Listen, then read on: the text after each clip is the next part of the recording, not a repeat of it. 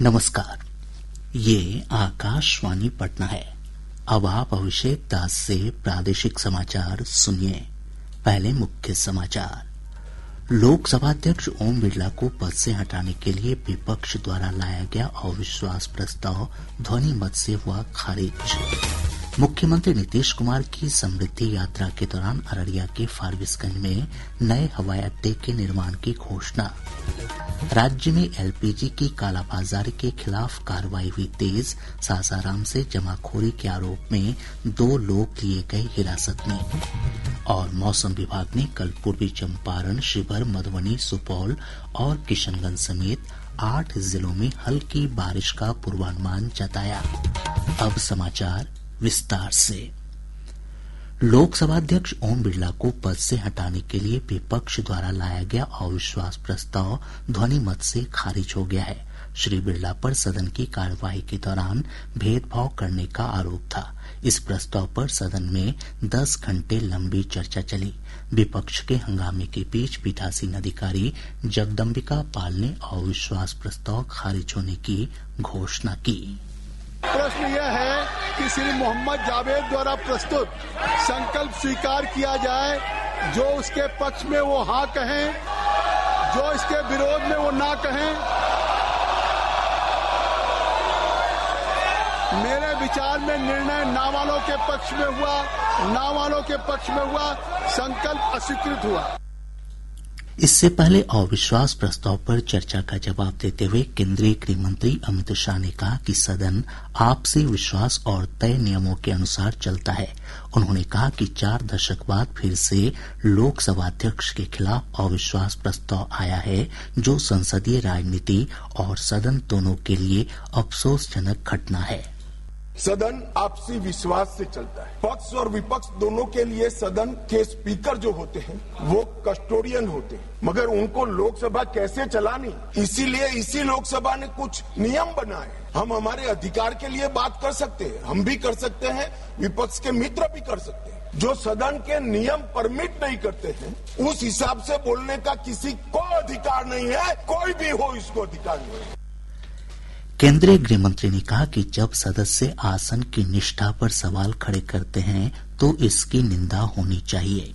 Speaker जब निर्णय देते हैं, वो निर्णय हो सकता है हमें भी अनुकूल न हो सकता है विपक्ष को भी अनुकूल। इसके पर मंतव्य तो सभी सदस्यों का हो सकता है, मगर स्पीकर के निर्णय पर शंका नहीं कर सकते, इनकी निष्ठा पर शंका नहीं कर सकते हुआ। मगर विपक्ष अगर निर्णय की निष्ठा पर सवाल खड़ा करता है तो मान्यवर बहुत दुर्भाग्यपूर्ण है और निंदनीय भी है। इसकी घोर निंदा हम इस सदन में खड़ा रहकर करते हैं।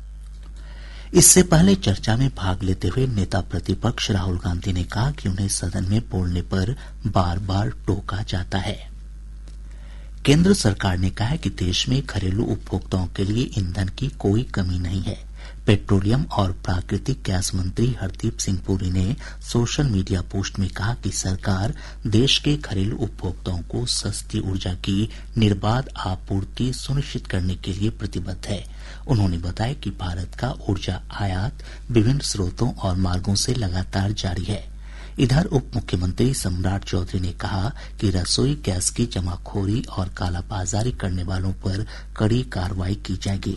उन्होंने कहा कि केंद्र सरकार ने एलपीजी की निर्बाध आपूर्ति सुनिश्चित करने के लिए कई प्रभावी कदम उठाए हैं। भारत सरकार ने साफ साफ गाइडलाइन भी जारी किया है। 10% अतिरिक्त भी बढ़ाने का निर्देश दिया है और कोई भी कालाबाजारी करता है तो शीघ्र कार्रवाई करेगी सरकार। एकदम जनता को सारी सुविधा मिलते रहे, इसका पूरा प्रयास करें।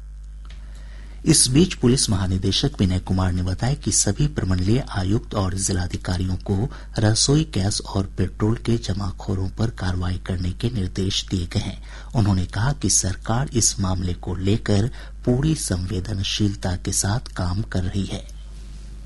ये समस्या है और इसको राज्य सरकार काफी संवेदनशील है और उसको इस पर विचार मंथन हो रहा है, बैठकें हुई है और चीफ सेक्रेटरी और पूरा सरकार जो है इस समस्या के प्रति काफी संवेदनशील है।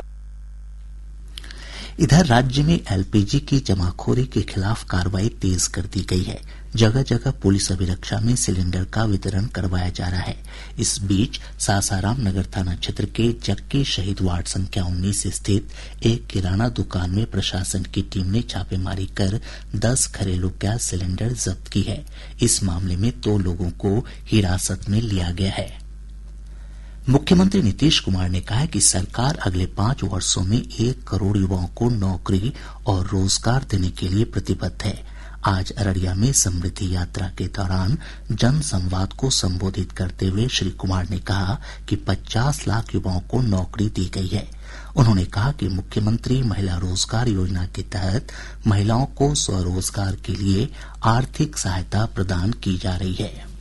रोजगार के लिए जिले में 5,35,000 महिलाओं को 10,000 रुपए के हिसाब से राशि दी जा चुकी है। इन्हें रोजगार आगे बढ़ाने के लिए 2 लाख रुपए तक की अतिरिक्त सहायता भी दी जाएगी। अररिया जिले में औद्योगिक क्षेत्र की स्थापना कर नए उद्योग लगाए जाएंगे और इन कामों से जिले का पूरे तौर पर पूरे देश में विकास होगा। अब केंद्र सरकार का भी बहुत सारा मदद मिल रहा है, केंद्र सरकार का भी पूरा सहयोग मिल रहा है। अब बिहार बहुत आगे बढ़ेगा और देश के विकसित राज्यों में शामिल हो जाएगा। किशनगंज में जनसंवाद के दौरान मुख्यमंत्री ने कहा कि उनके शासनकाल में शिक्षा, स्वास्थ्य, रोजगार और आधारभूत संरचना जैसे क्षेत्रों में उल्लेखनीय कार्य हुए। उन्होंने कहा कि जल्द ही 45,000 से अधिक शिक्षकों की नियुक्ति की जाएगी।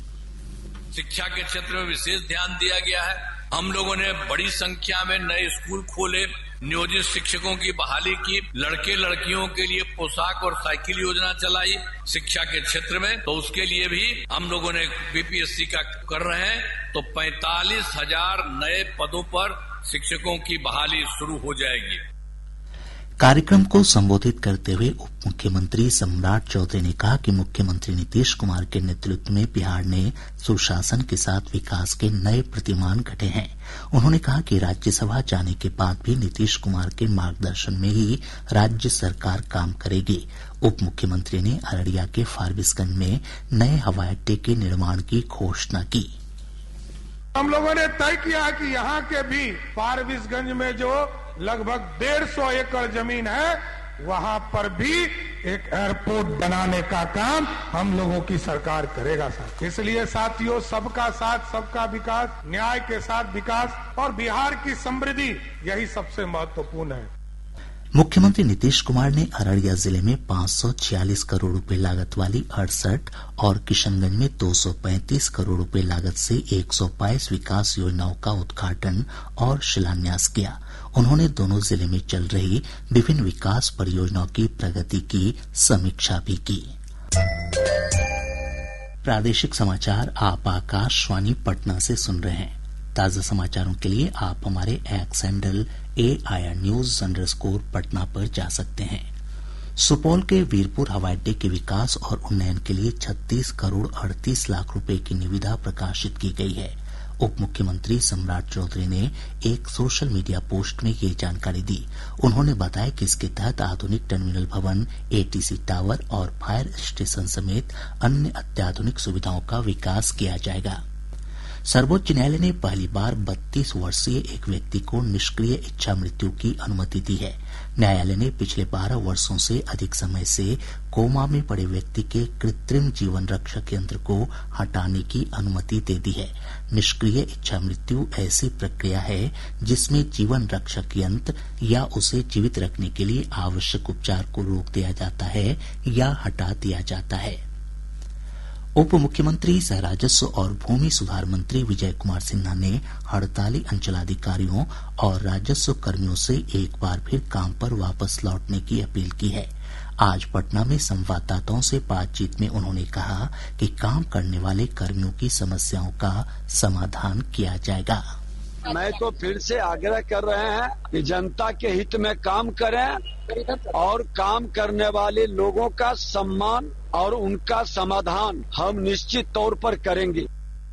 बिहार में राज्यसभा की 5 सीटों पर होने वाले चुनाव को लेकर राजनीतिक गतिविधियां तेज हो गई है। एआईएमआईएम के प्रदेश अध्यक्ष अख्तरुल ईमान ने आज राजद के कार्यकारी अध्यक्ष तेजस्वी प्रसाद यादव से मुलाकात की। प्राप्त जानकारी के अनुसार बैठक के दौरान श्री यादव ने राजद उम्मीदवार के लिए एआईएमआईएम से समर्थन मांगा है। कल भी पटना में महागठबंधन के विधायकों की एक महत्वपूर्ण बैठक हुई थी। भारतीय क्रिकेट कंट्रोल बोर्ड ने आईसीसी T20 विश्व कप जीतने वाली भारतीय टीम के लिए 131 करोड़ रुपए के नकद पुरस्कार की घोषणा की है। यह पुरस्कार सूर्य कुमार यादव की अगुवाई वाली विजेता टीम के 15 खिलाड़ियों, कोचिंग स्टाफ और अन्य सहायक कर्मचारियों के बीच बांटा जाएगा। मौसम विभाग ने कहा है कि कल पूर्वी चंपारण, पश्चिमी चंपारण, शिवहर, सीतामढ़ी, मधुबनी, सुपौल, अररिया और किशनगंज जिले में कुछ स्थानों पर हल्की बारिश हो सकती है। इस दौरान 30 से 40 किलोमीटर प्रति घंटे की रफ्तार से तेज हवा चलने के साथ मेघ गर्जन और वज्रपात की भी चेतावनी जारी की गई है। क्षेत्रीय पासपोर्ट कार्यालय द्वारा आज पासपोर्ट अदालत का आयोजन किया गया। आरपीओ पटना परिसर में आयोजित इस अदालत में 6 महीने से अधिक समय से लंबित मामलों का निपटारा किया गया। क्षेत्रीय पासपोर्ट अधिकारी स्वधा रिजवी ने बताया कि अदालत में 90 आवेदन आए, जिनमें से 50 का निष्पादन कर दिया गया। शेष मामलों का जल्द ही निपटारा किया जाएगा। भागलपुर के खोखा गंगा घाट पर नदी में डूब रही एक महिला को बचाने के क्रम में 3 युवकों की मौत हो गई। हालांकि महिला को सुरक्षित बचा लिया गया। तीनों युवक महिला के भतीजे थे। मधुबनी जिले के बिस्फी थाना में तैनात डायल 112 के पुलिस अवर निरीक्षक कमलेश राम को निलंबित कर दिया गया है। निलंबित पुलिस अवर निरीक्षक का एक शराब कारोबारी से शराब मांगने का वीडियो वायरल होने पर ये कार्रवाई की गई है। जमुई जिले के सिकंदर चौक से एसटीएफ और खगड़िया पुलिस ने 25,000 रूपये के इनामी अपराधी अक्षय कुमार को गिरफ्तार कर लिया है। उसके विरुद्ध चौथम थाना में कई मामले दर्ज हैं। रोहतास जिले के डेहरी थाना क्षेत्र से पुलिस ने मादक पदार्थ स्मैक के साथ एक तस्कर को गिरफ्तार किया है। मुंगेर जिले के बरियारपुर थाना क्षेत्र में पुलिस ने वाहन जांच के दौरान ई रिक्शा से भारी मात्रा में शराब बरामद कर 3 लोगों को गिरफ्तार किया है। गिरफ्तार आरोपियों में एक नाबालिग भी शामिल है। शेखपुरा जिला निबंधन और परामर्श केंद्र में आयोजित 1 दिवसीय रोजगार मेले में 102 युवाओं को रोजगार प्रदान किया गया। और अब अंत में मुख्य समाचार एक बार फिर। लोकसभा अध्यक्ष ओम बिरला को पद से हटाने के लिए विपक्ष द्वारा लाया गया अविश्वास प्रस्ताव ध्वनि मत से हुआ खारिज। मुख्यमंत्री नीतीश कुमार की समृद्धि यात्रा के दौरान अररिया के फारबिसगंज में नए हवाई अड्डे के निर्माण की घोषणा। राज्य में एलपीजी की कालाबाजारी के खिलाफ कार्रवाई हुई तेज। सासाराम से जमाखोरी के आरोप में 2 लोग लिए गए हिरासत में। और मौसम विभाग ने कल पूर्वी चंपारण, शिवहर, मधुबनी, सुपौल और किशनगंज समेत 8 जिलों में हल्की बारिश का पूर्वानुमान जताया। इसके साथ ही आकाशवाणी पटना से प्रसारित प्रादेशिक समाचार का ये अंक समाप्त हुआ। आकाशवाणी पटना से अगला समाचार बुलेटिन प्रातः 8:48 से प्रसारित किया जाएगा। नमस्कार।